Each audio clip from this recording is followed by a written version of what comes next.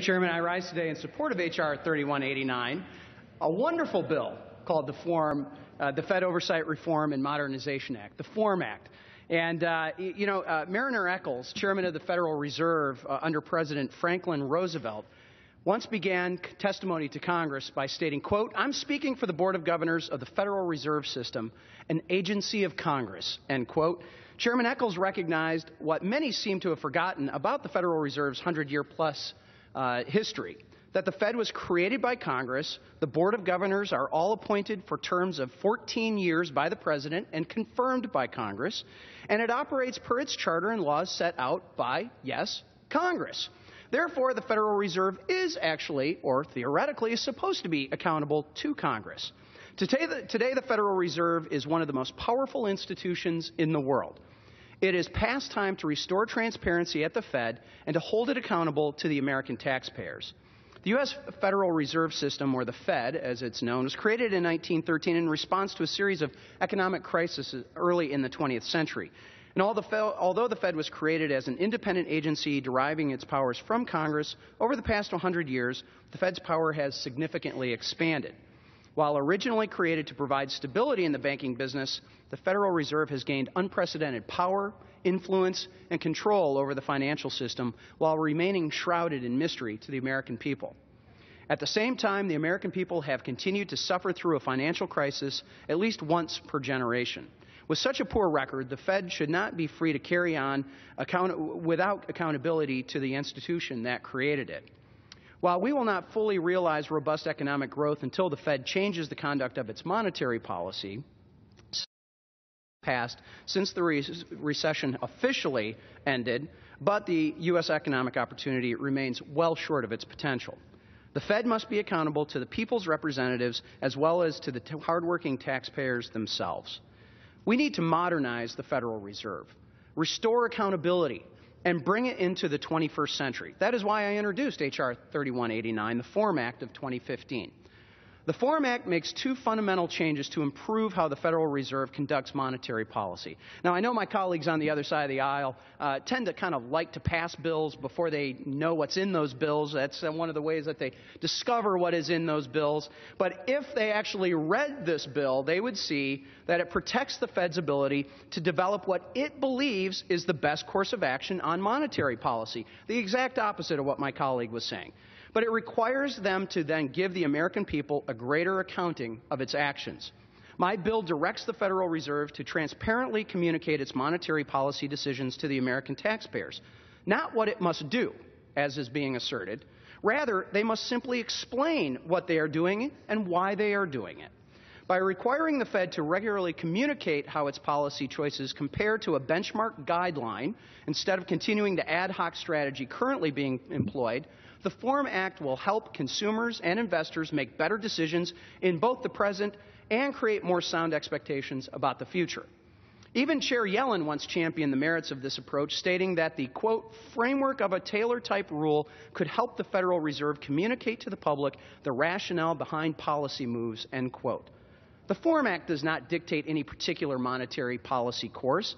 It simply ensures that the Fed transparency communicates its monetary policy decisions. I can't agree more with Chair Yellen. Second, the FORM Act reforms the Federal Reserve's emergency lending powers, Section 13.3 of the Federal Reserve Act, closing a glaring loophole and preventing the likelihood of future bailouts, as we've seen in the past.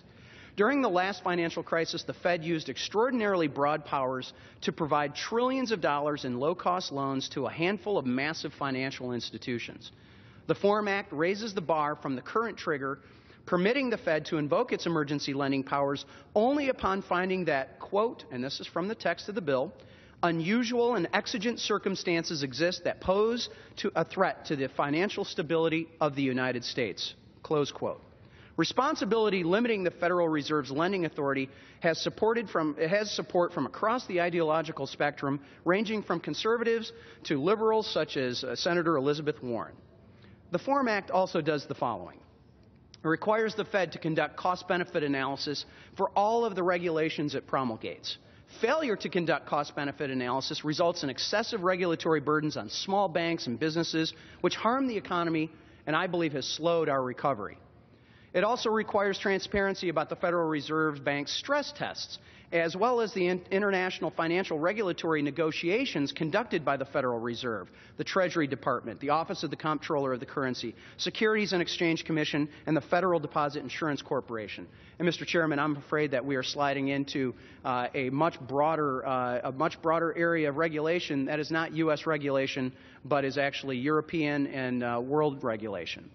It requires the Federal Reserve to disclose the salaries of highly paid employees. It provides for at least 2 staff positions to advise each member of the Board of Governors, independent from the chair. And it requires Fed employees to abide by the same ethical requirements as other federal financial regulators. That sounds like an excellent idea in my mind.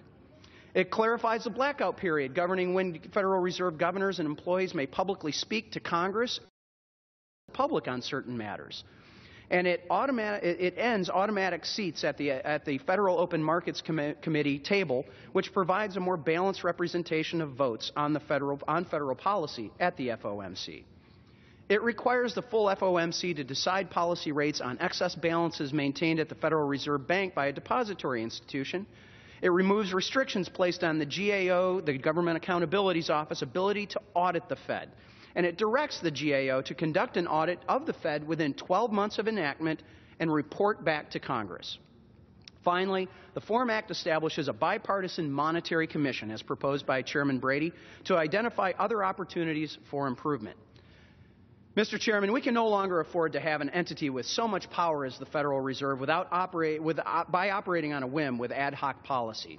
The reforms in this legislation strike the right balance between holding the Fed accountable to Congress and the American people while still affording it its independence to make monetary policy decisions free from political pressure of all stripes. The Federal Reserve System is an agency of Congress. As such, it is not infallible, and its independence should not be unlimited.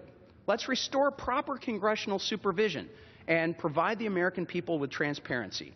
I urge my colleagues to vote in support of H.R. 3189, the Fed Oversight Reform and Modernization Act of 2015. And with that, I yield back.